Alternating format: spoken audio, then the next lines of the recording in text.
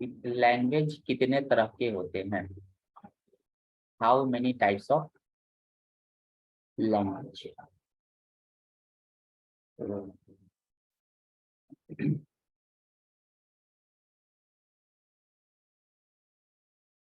पिछले क्लास में हम लोग पढ़े थे लैंग्वेज क्या होता है, ठीक है। नॉर्मल लैंग्वेज में, प्रोग्रामिंग लैंग्वेज में क्या डिफरेंस होता है, लेकिन आज हम लोग पढ़ेंगे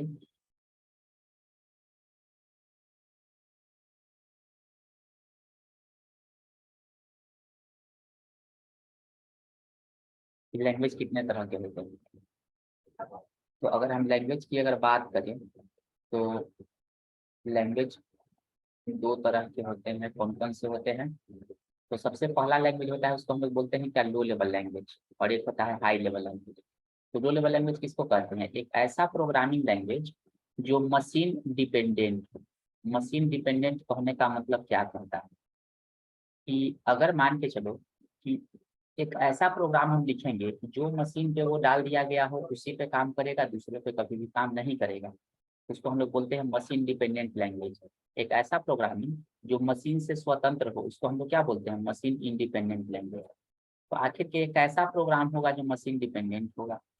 जैसे अगर हम एग्जांपल दें कि नोकिया 1208 का जो मोबाइल का सॉफ्टवेयर है, क्या वो एंड्रॉयड में आएगा? कभी नहीं आएगा। एप्पल का जो सॉफ्टवेयर हो कभी भी इसमें आएगा? नहीं आएगा। उसको हम लोग क्या बोलते हैं? कि मशीन डिपेंडेंट। एक ऐसा प्रोग्रामिंग जो मशीन पे पूरी तरह से क्या हो, डिपेंडेंट, तो उसको हम लोग बोलते हैं क्या, मशीन डिपेंडेंट। सपोज करो कि रन ऑन इंडिविजुअल मशीन, ये स्पेसिफिक किसी एक ही मशीन पे रन करेगा, दूसरे पे कभी भी रन नहीं करेगा। अगर ऐसा प्रोग्राम को हम बनाएंगे तो दैट मीन्स कि अगर मान के चलो कि कोई कंपनी है, एचपी है, डेल है, सैमसंग है, अलग अलग, अगर उसके लिए अगर कंप्यूटर में उसका एक ड्राइवर होता है ऑडियो का, वीडियो का, ब्लूटूथ का, तो वो ड्राइवर जो होगा वो उसी के लिए होगा, दूसरे के लिए कभी भी नहीं होगा। ये कंप्यूटर पे जो डाल देंगे डेल का, वो एचपी में काम नहीं करेगा, एचपी का होगा वो डेल में काम नहीं करेगा। क्यों? क्योंकि मशीन पे डिपेंडेंट। ठीक है।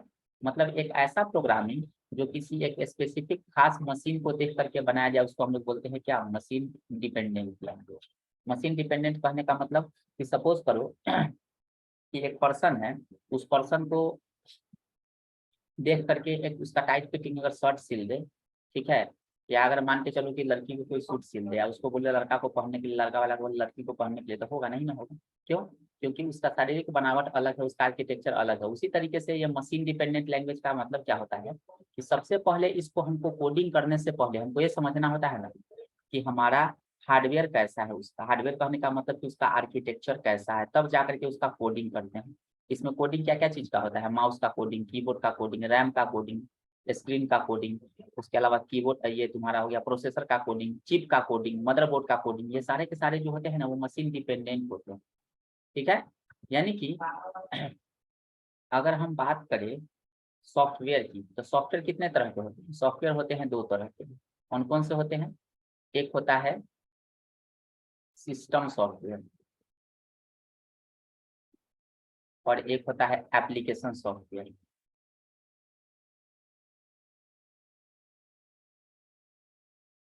एप्लीकेशन सॉफ्टवेयर, सिस्टम सॉफ्टवेयर में क्या हो गया, विंडो 10, 11 ये सब क्या है, -7 ये सब क्या है, सिस्टम सॉफ्टवेयर। एप्लीकेशन कौन कौन सा हो गया, वर्ड, एक्सेल, टैली, पेंट, ये सब क्या है, ये सब एप्लीकेशन सॉफ्टवेयर। तो कहने का मतलब ये हो गया, तो अगर मान के चलो कि तुम यहाँ पे विंडोज 10 अगर किसी सिस्टम में डाले हुए हो, तुम सोचोगे कि हम उसको पेन ड्राइव से कॉपी करके दूसरे सिस्टम में अगर पेस्ट कर देता, क्या होगा? नहीं होगा। क्यों नहीं होगा? क्योंकि वो एक सिस्टम सॉफ्टवेयर है, इसीलिए जो सिस्टम पे एक बार वो डला गया उसी सिस्टम के लिए काम करेगा, दूसरे के लिए कभी भी काम नहीं करेगा। ठीक है। मतलब ये हुआ कि एक ऐसा सॉफ्टवेयर जो एक सिस्टम पे अगर डाल दे तो दूसरे सिस्टम पे नहीं काम करेगा, उसी के लिए हो जाएगा हमेशा के लिए, उसको हम लोग बोलते हैं क्या, सिस्टम सॉफ्टवेयर। तो यहाँ पे जैसे सपोज करो कि ये जो मशीन इंडिपेंडेंट डिपेंडेंट सॉफ्टवेयर जो हम लोग बनाते हैं, ये स्पेसिफिक मशीन पे काम करता है। जैसे कभी कभी सिस्टम में देखते हो वायरलेस कीबोर्ड आता है, कीबोर्ड में वो आता है छोटा सा डिवाइस, उसको लगा दोगे तभी भी काम करेगा। उस डिवाइस को फेंक दोगे तो वो पूरा का पूरा तुम्हारा वो यूजलेस हो गया, कोई काम का नहीं है। वो सारे डिवाइसेस का कोडिंग कहाँ पे होता है, लो लेवल के कोडिंग में। और इस लो लेवल में सी लैंग्वेज यूज किया जाता है, या एक असेंबली लैंग्वेज होता है वही यूज किया जाता है विथ असेंबली के साथ। सपोज करो कि हमारे पास कंप्यूटर है i3, Pentium 4, Pentium 3, i5, i7। अगर किसी प्रोग्राम को हम अगर i3 पे बनाए हुए होंगे तो किसी पे भी रन नहीं करेगा, केवल i3 पे भी रन करेगा, और किसी पे भी रन नहीं करेगा। क्यों? क्योंकि वो उसी के लिए बनाया गया है जिसको वो जैसा उसको चाहिए। अगर कोई प्रोग्राम को हम अगर i7 पे बनाए हैं लिख करके तो किसी पे भी रन नहीं करेगा, चारों पे केवल उसी पे रन करेगा। ठीक है, तो उसको हम लोग क्या बोलते हैं, रन ऑन इंडिविजुअल मशीन। जिस मशीन के लिए बनाया जाएगा उसी के लिए वो काम करेगा, इसीलिए इसको हम लोग क्या बोलते हैं, लो लेवल लैंग्वेज। ये आर्किटेक्चर बेस्ड होता है, मतलब जैसा तुम्हारा मशीन का बनावट होगा उसके अकॉर्डिंगली ये काम करेगा, इसीलिए इसको कहते हैं आर्किटेक्चर बेस्ड। इसका एग्जाम्पल में क्या है, असेंबली लैंग्वेज। अगर तुम ये सीखते हो तो जैसे माउस तुम चलाते हो तो काम करता है ना, इधर से उधर कैसे काम करता है, कीबोर्ड से तुम लिखते हो तो लिखा जाता है, सब कैसे काम करता है, वो सारा प्रोग्रामिंग किया जाता है असेंबली लैंग्वेज में। तुम्हारा प्रोसेसर है, कैलकुलेटर में होता है प्रोसेसर, मोबाइल में होता है प्रोसेसर, तो वो काम कैसे करता है, वो सारे के सारे कोडिंग जो होते हैं वो किस में होते हैं, वो असेंबली लैंग्वेज में होते हैं, उसका कोडिंग किया जाता है इसी में। ठीक है, दूसरा जैसे रिमोट कंट्रोल से हम लोग दबाते हैं, एसी चालू करते हैं, कभी फैन चालू करते हैं, कभी कूलर चालू करते हैं, बहुत सारा चीज एसी से आज के डेट में रिमोट से कंट्रोल हो रहा है ना। तो वो सारे के सारे जो रिमोट का कोडिंग होते हैं ना, वो सब के सब किस में होते हैं, असेंबली में होते हैं, सारे के सारे असेंबली में होते हैं, वो लो लेवल का कोडिंग होता है। ठीक है, अब अगर हम बात करेंगे हाई लेवल लैंग्वेज का, तो हाई लेवल लैंग्वेज में क्या कहता है, ये मशीन इंडिपेंडेंट होता है। मशीन इंडिपेंडेंट का मतलब रन ऑन एवरी मशीन, प्रत्येक मशीन पे क्या करता है, रन करता है। ठीक है, मतलब ये दुनिया के किसी भी मशीन पे जाकर के रन कर जाता है। ये आर्किटेक्चर इंडिपेंडेंट होता है, आर्किटेक्चर पे डिपेंडेंट नहीं था, इंडिपेंडेंट। जैसे मान के चलो कि फेसबुक है, इंस्टाग्राम है, ये सब चीजें हैं, हम मोबाइल पे चाहते हैं मोबाइल पे खोलते हैं, सिस्टम पे चाहते हैं सिस्टम पे खोलते हैं, जिस मोबाइल पे चाहते हैं उसको खुल जाता है। मतलब कि उसका जो कोडिंग किया गया होगा ना वो हाई लेवल का कोडिंग है। दैट मीन्स कि वो ऐसा कोडिंग है जो एक मशीन पे बना दिया गया है, सर्वर पे रख दिया गया है ऑनलाइन, google.com सब खुलता है खुल जाता है, yahoo.com खुलता है खुल जाता है, यूट्यूब खुलता है खुल जाता है। तो वो सब प्रोग्रामिंग लैंग्वेज जो यूज किया गया है वो कैसा प्रोग्रामिंग लैंग्वेज है, हाई लेवल लैंग्वेज का प्रोग्रामिंग है। मतलब वो हाई लेवल लैंग्वेज की यूज किया गया है। दैट मीन्स कि उस सॉफ्टवेयर जो उसमें प्रोग्रामिंग लैंग्वेज जो यूज किया गया है उसमें, वो कैसा यूज किया गया है, हाई लेवल का यूज किया गया है, इसीलिए इसको हम लोग बोलते हैं क्या, हाई लेवल लैंग्वेज। अब बताओ इतना जो हम अभी बताएं इसमें किसी को कोई डाउट्स तो नहीं है लो लेवल हाई लेवल में? अगर किसी को है तो चैट बॉक्स में बताओ, हम फिर से दोबारा बता देंगे। हाई लेवल में लो लेवल में किसी को कोई दिक्कत तो बताओ। कोई दिक्कत नहीं है किसी को? चलो ठीक है, वेरी गुड। अब आगे हम इसको ग्रुप में डाल देते हैं।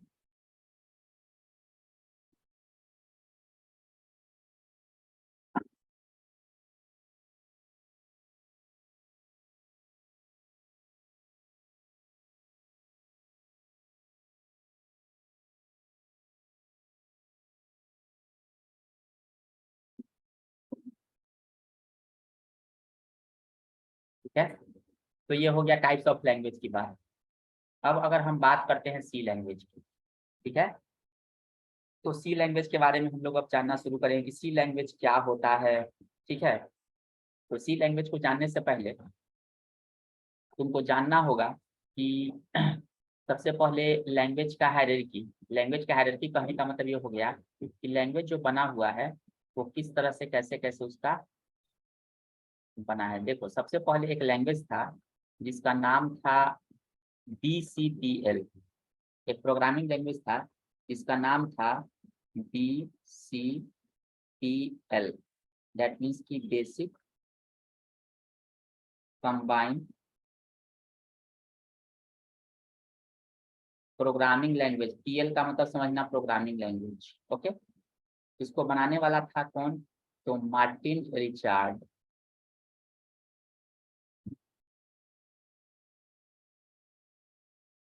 ठीक है, बाद में इसी लैंग्वेज से बना था एक लैंग्वेज जिसका नाम था डी लैंग्वेज। इसको बनाने वाला था केन थॉमसन।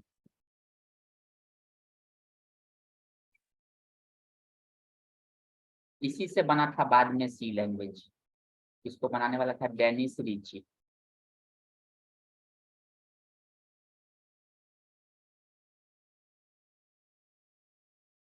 ठीक है। इसके बाद इसमें इससे बना था C++, इसको बनाने वाला था जार्विन स्ट्रॉसर।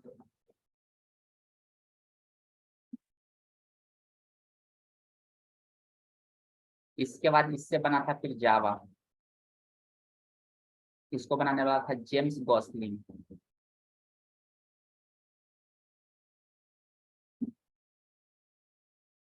तो सी लैंग्वेज काहे बना था समझाते हैं। देखो, ये होता है तुम्हारा हार्डवेयर। हार्डवेयर का मतलब इसको हम छू सकते हैं, टच कर सकते हैं वो। इसके ऊपर में एक प्रोग्राम होता है जिसको हम लोग बोलते हैं कर्नल। कर्नल एक प्रोग्राम होता है, ठीक है। इसको हम लोग बोलते हैं सीपीयू, यही होता है।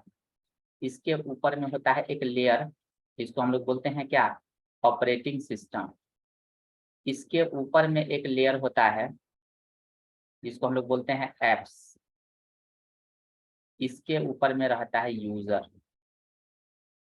सपोज करो कि एक यूजर है, कोई व्यक्ति है, वो अपने मोबाइल में कैलकुलेटर को खोला, वो एप्स है, कहाँ पे इंस्टॉल है, या तो एंड्रॉयड मोबाइल पे इंस्टॉल है, या फिर तुम्हारा आईफोन पे इंस्टॉल होगा, या तो फिर तुम्हारा लैपटॉप में कैलकुलेटर होगा।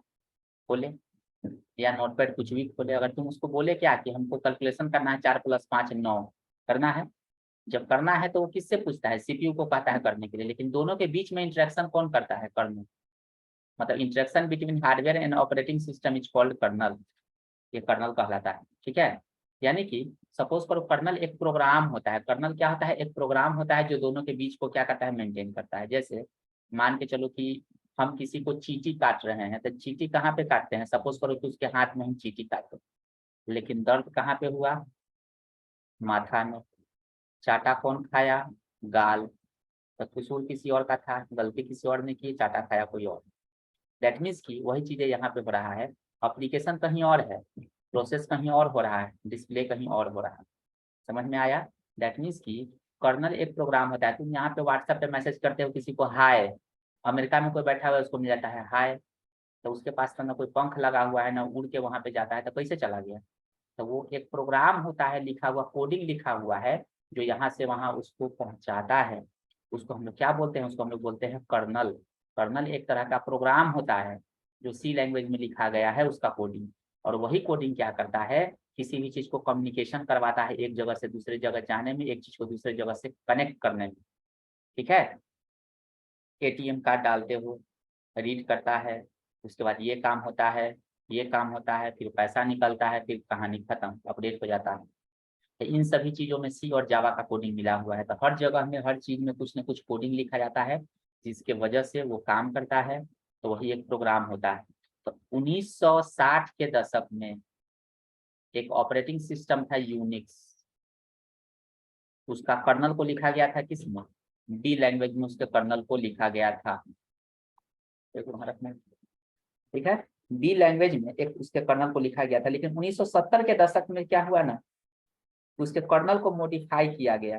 मॉडिफाई करने के लिए लोग बोला कि उसको मॉडिफाई किया जाए, ठीक है। आखिर के काहे बोला मॉडिफाई करने के लिए, तो सपोज करो कि आज के डेट में हम देख रहे हैं कि मगध यूनिवर्सिटी का सिलेबस आज से 15 साल पहले है, वही है बीसीए का ओल्ड सिलेबस। नया नया लैंग्वेज आ गया है मार्केट में, पाइथन ये वो बहुत सारा। तो लड़का सब कहता है सर हम लोग को नया नया लैंग्वेज पढ़ना ही नहीं होता। हम उसको बोलते हैं ना, इसका सिलेबस जो है ना पुराना रखे हुए हैं, अपडेट करेगा तब ना नया उसका सिलेबस आएगा। तो हम सजेस्ट कर रहे हैं किसको, मगध यूनिवर्सिटी में जो सिलेबस बनाएगा उसको कि भाई थोड़ा सा नया सिलेबस ला दो। तो अमेरिका में ये बना था ये यूनिक्स ऑपरेटिंग सिस्टम। तो वहाँ के अमेरिका इतना ज़्यादा डेवलप कंट्री है कि वहाँ की पब्लिक रिव्यू है ना उसका बहुत ज़्यादा अच्छा है। जैसे कि यहाँ पे अगर कोई ऐप अगर हम बना दे या यहाँ के लोगों को बोले कि बताओ कि भाई कैसा है ऐप, यहाँ हमारी मेंटलिटी ऐसा है ना कि 10 को तो ऐसा है कि डेमोलाइज करने वाला, ठीक है। तो इसीलिए वहाँ पे लोग देखता है, रिव्यू करता है, और वहाँ के पब्लिक उसके गवर्नमेंट को बताता है कि वाकई में अच्छा है कि खराब है।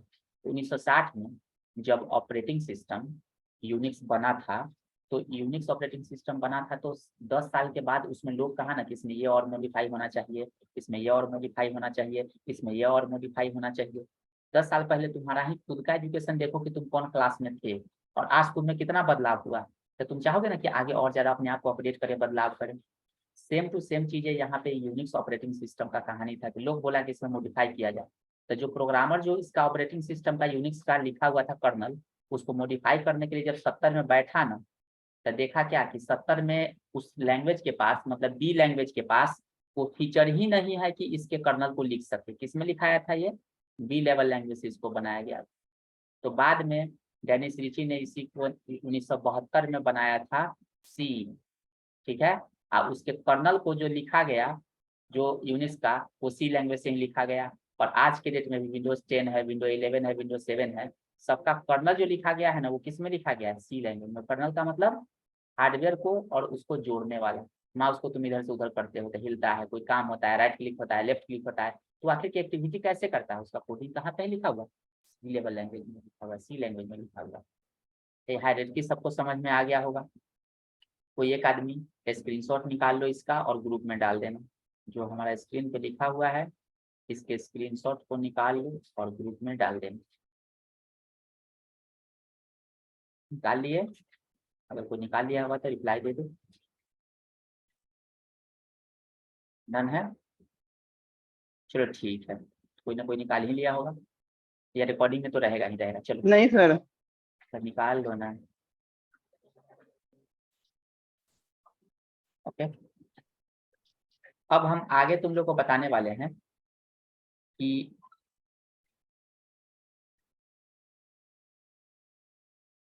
Execution step of C program. C के प्रोग्राम को एग्जीक्यूट करने के लिए कौन सा स्टेप कैसे कैसे होता है। तो मान के चलो कि तुम एक प्रोग्रामर हो, तुमने किसी को कोड लिखने के लिए बोला, 2 नंबर का सम का एक प्रोग्राम लिखने के लिए। ठीक है। अब चलो, जैसे तुम कैलकुलेटर में तुमको बोले क्या कि 2 नंबर का सम निकालो, तो तुम फटाक से उसमें डाल देते हो, 2 नंबर निकालते हो, सम निकाल देते हो। जैसे देखो, हम यहाँ पे रन में जाते हैं, टाइप करते हैं CALC कैल। इसमें हम गए और जाने के बाद इसमें हम डालते हैं कितना, 7। अरे यहाँ पे गए और यहाँ पे जाकर क्लिक करते हैं, स्टैंडर्ड कैलकुलेटर पे क्लिक किए, यहाँ पे डालते हैं 8 गुने 6। तो यहाँ पे देखो तो कितना हो गया,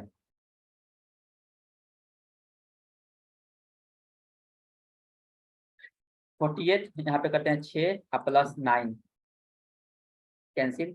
9 प्लस 6 कितना हो गया, 15 होना गया। तो ये कैसे ये हो गया, आखिर ये कैसे कर रहा है काम? अगर इसको तुमको जानना है तो हम तुमको इसका कोड दिखाते हैं। चलो 1 मिनट के लिए पहले सब लोग देखो किसका कोड। जो लोग पहली बार प्रोग्रामिंग कर रहे हैं, इसका हम कोडिंग लिखते हैं, देखो कैसे लिखा गया होगा उसमें कोडिंग। ये सी का टर्बो सी का ये कंपाइलर है। देखो हम कुछ लाइन का कोड लिखेंगे, इंग्लिश में लिखाएगा कोड, लेकिन किसी को उतना ज़्यादा समझ में नहीं आएगा। इसको समझने के लिए तुम लोग को 1 सप्ताह वेट करना है, तब जाकर कैसा सिखाएंगे तुम लोग। तो पहले हम समझाना चाहते हैं क्या, पहले उसको ऑब्जर्व करो कि हम आके क्या बताना चाहते हैं।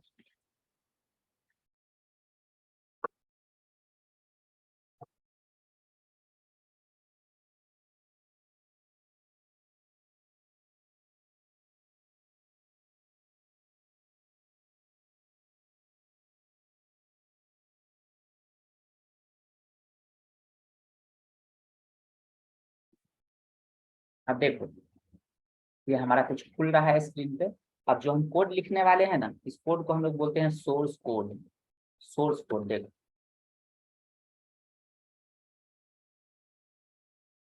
देखो हम कुछ कोड लिखने जा रहे हैं।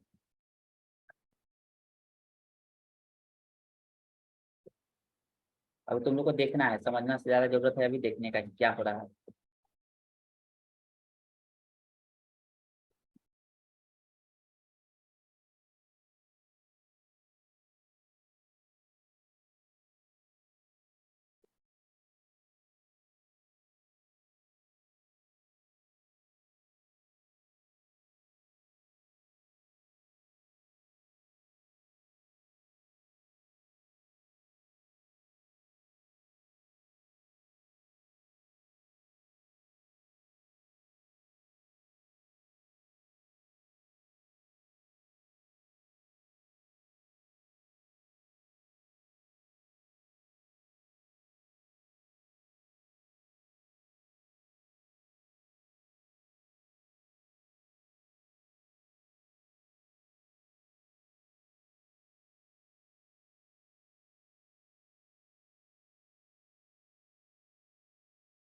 चलो हम कुछ कोड लिख दिए, सबको दिख रहा होगा, इसको हम रन कराते हैं।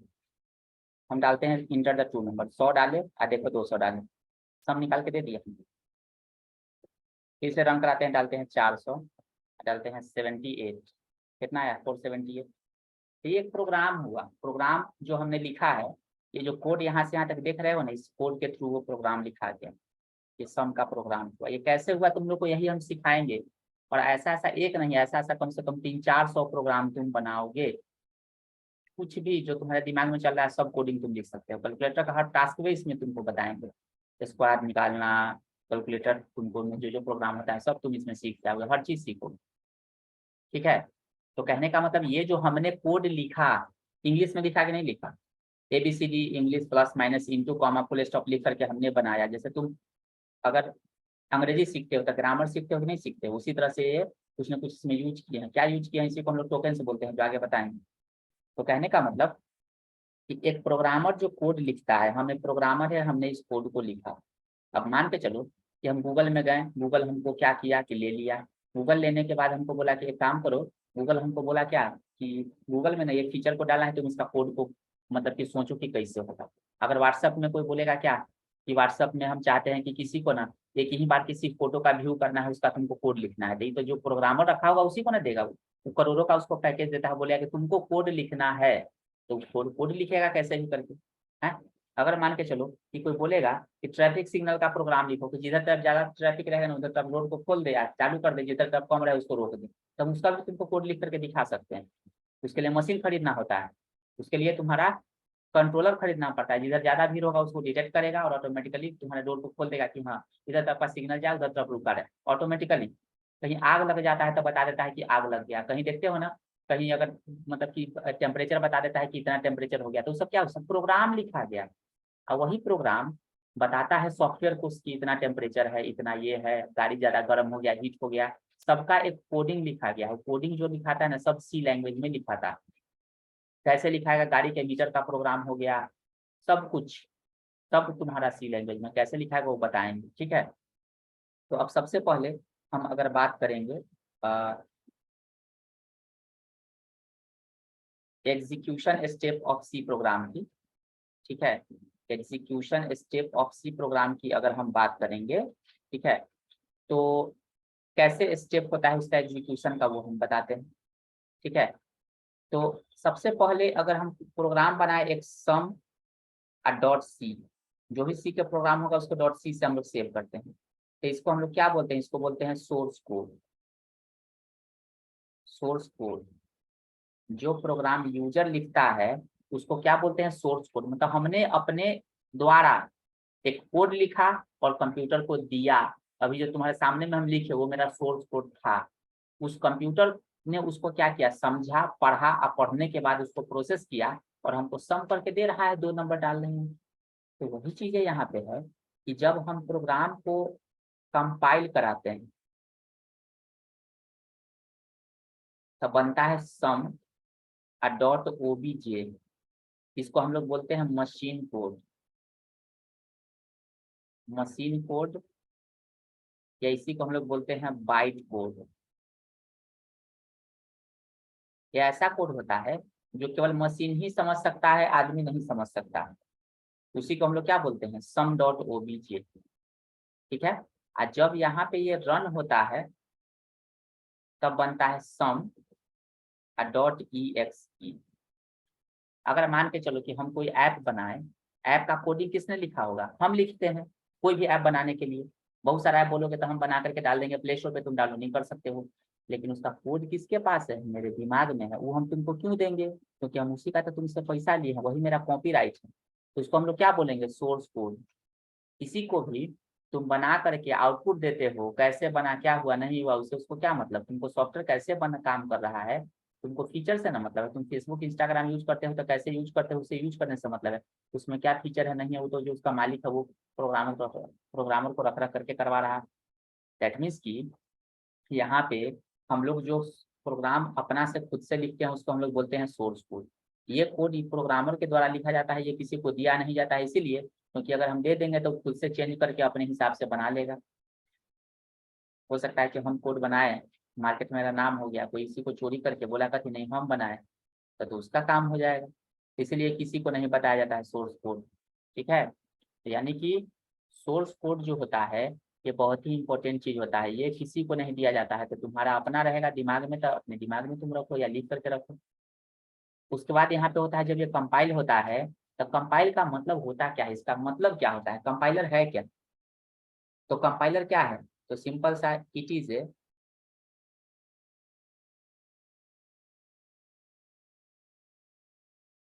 Type of translator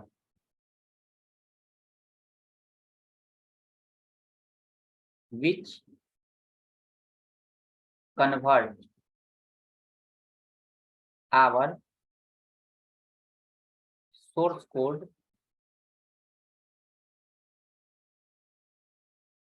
into machine code. यानी कि ये क्या करता है कि कंपाइलर जो होता है वो एक तरह का ट्रांसलेटर है, जो क्या कर रहा है कि हमारे कोड को मशीन कोड में चेंज कर रहा है। सपोज करो कि तुम हिंदी जानते हो, अमेरिका चले गए, अमेरिकन वाला को जो क्या है ना कि उसको इंग्लिश आता है, तुमको हिंदी आता है, तो तुम बीच में क्या बोलो किसी को, भाई हमारा एगो ट्रांसलेटर लेकर के जाना पड़ेगा। तो ट्रांसलेटर का पहला काम क्या है कि वो तुम्हारे मतलब कि आवाज को हिंदी को इंग्लिश में करके उसको समझाएगा, उसकी आवाज को तुम तक पहुंचाएगा। यही होता है कंपाइल करना। कंपाइल करने का मतलब ये नहीं होता है कि रन करना। ठीक है, कंपाइलर क्या है, it is a type of translator which convert our source code into machine code. वो सोर्स कोड को हमारे इस इंग्लिश लैंग्वेज के कोड को किसमें चेंज कर रहा है, मशीन में चेंज कर रहा है। और जब ये रन होता है तब जाकर के बनता है sum.exe एग्जीक्यूटेबल प्रोग्राम। और यही प्रोग्राम हमारा इंस्टॉल रहता है कहाँ पे, मतलब सिस्टम में या फिर पेन ड्राइव में, किसी को दे दो इंस्टॉल कर लेता है कोई भी चीज़ है, या ऐप ऐप तुम डाउनलोडिंग करते हो प्ले स्टोर से, वहां से डालते हो, वो सब चीजें होता है। तो ये समझ में आ गया होगा। कंपाइलर का एक और काम होता है कि हमारे प्रोग्राम में एरर को बताना। अगर मान के चलो कि वर्ड में तुम कोई चीजें टाइप करते हो, अगर उस टाइप में अगर कोई एरर अगर होता है तो तुमको रेड अंडरलाइन कर देता है ना, या ग्रीन अंडरलाइन, ऐसा ब्लू अंडरलाइन, तो वो कौन करवाता है, वो सब करवाता है ट्रांसलेटर। ट्रांसलेटर जो होता है वो एक तरह का क्या होता है कि सॉफ्टवेयर होता है जो हमारे कोड को मशीन कोड में चेंज करने का काम करता है।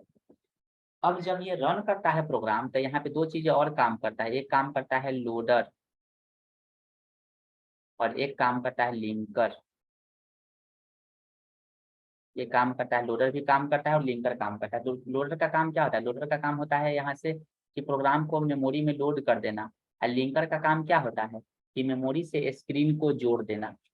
सपोज करो कि तुम अपने मोबाइल में बहुत सारा गाना रखे हुए हो, तो एक गाना को तुमको जब प्ले करना होता है तो कोई ना कोई प्लेयर से प्ले होता है, कोई ना कोई प्लेयर हो, VLC हो या फिर कोई ना कोई उसका अपना प्लेयर। तो जब तुम गाना पे क्लिक करते हो तो कम से कम 2 या 3 सेकंड ना वो गाना जो होता है ना लोड होता है तुम्हारे रैम में। तो काम कौन करवाता है, लोडर। और जब वो रैम में लोड हो जाएगा तो उसको तुम्हारे साउंड तक जोड़ने का काम जो करता है, ठीक है, उसको जोड़ने का काम कौन करता है, वो करता है लिंकर। लिंकर का काम होता है उसको लिंक करना। ठीक है, जैसे मान के चलो कि एक गोडाउन है जिसमें हम माल बेच रहे हैं किसी को, एक ट्रक पे हम माल को लोड करवा दिए, तो लोड करवाने का काम कौन करेगा, जो उसमें स्टाफ होगा वो करेगा। लेकिन बाद में ड्राइवर जो है वो लेकर के जहाँ जाना होगा वहाँ वो चल देगा, तो लिंक हो गया उससे। दैट मीन्स कि लोडर का काम क्या होता है कि किसी भी चीज को लोड करना, बस लोड कर देना, रैम में उठा करके उसको लोड कर देना। व्हाट्सएप खोलो, इंस्टाग्राम खोलो, कुछ भी खोलो तो लोड हो जाता है। लोड होने के बाद जब लिंकिंग का काम कब होता है, जब तुमको प्ले होने लगता है, काम करने लगता है, तब होता है लिंकर का काम। ठीक है, तो ये complete life cycle of execution step of C program जो है वो तुम लोगों को हम बता दिए। इसको लिखना होगा, तो जरूरी है इसको लिखना नोट्स में, execution step of C program. ठीक है, तो ये है, इसको भी स्क्रीनशॉट निकाल लो और डाल लेना ग्रुप में। ठीक है, तो अब इसके बाद हम लोग पढ़ेंगे, डाल स्क्रीनशॉट निकाल लिए, चलो ठीक है, निकाल ही लिया होगा सब। तो अब आगे हम बात करते हैं यहाँ पे,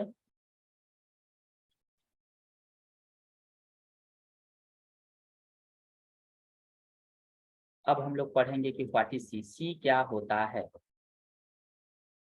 ठीक है, तो हम लोग पढ़ेंगे कि सी क्या होता है, अब उसी के बारे में चर्चा करेंगे। चलो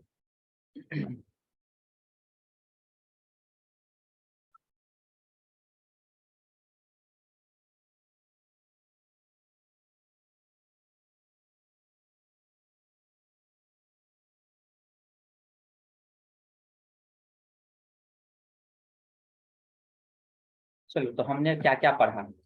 तो सबसे पहले पढ़ा कि व्हाट इज लैंग्वेज, समझ में आ गया। टाइप्स ऑफ लैंग्वेज समझ में आ गया। How to run C program समझ में आ गया। पूछा कि प्रोग्राम का मतलब क्या होता है, तो एक लाइन में लिखोगे क्या, it is a set of instruction to perform specific task. मतलब कि ये हुआ कि हम अभी तुम लोग को जो प्रोग्राम बता रहे थे उस सम का प्रोग्राम था, उसमें कुछ लाइन ऑफ कोड हम लिखे थे, मतलब कुछ लाइन ऑफ कोड का एक सेट था जो वो सम करवा रहा था उससे, तो उस सम का प्रोग्राम हुआ। प्रोग्राम क्या होता है, it is a set of instruction to perform specific task. अब कहता है कि व्हाट इज प्रोग्रामिंग, प्रोग्रामिंग का मतलब क्या होता है, तो कहता है कि the process of develop the program is called programming. ठीक है, प्रोग्राम के डेवलप करने के प्रोसेस को हम लोग क्या बोलते हैं, प्रोग्रामिंग बोलते हैं। ठीक है, अब यहाँ पे ये क्वेश्चन है क्या, इंट्रोडक्शन टू सी लैंग्वेज या व्हाट इज सी, सी क्या होता है। तो ये पूरा का पूरा समझो कि सी क्या होता है, इसका राम कहानी लिखा हुआ है, तुम लोग को समझाएंगे। उसके बाद यहाँ पे है what is the feature of C, C का क्या क्या फीचर्स होते हैं, वो पूरा का पूरा यहाँ से लेकर के यहाँ तक है। तब यहाँ पे है टोकन्स, तो ये जितना भी अभी लिखा हुआ है ऊपर का, व्हाट इज सी क्या होता है, और यहाँ पे इसका क्या क्या फीचर्स होता है, इतना चीजें तुम लोग को हम ग्रुप में डाल देते हैं। ठीक है, इतना तक नोट्स में आगे तुम लोग लिख सकते हो। ओके, और बाकी जो लिखे हैं वो सब उसके नीचे में अपना उतारना। अब इसको समझाते हैं सी क्या है। अगर क्लास का सेशन खत्म हो जाएगा तो अगले क्लास में कंटिन्यू करेंगे, आज इतना ही रहने देंगे, उसी के आगे करेंगे।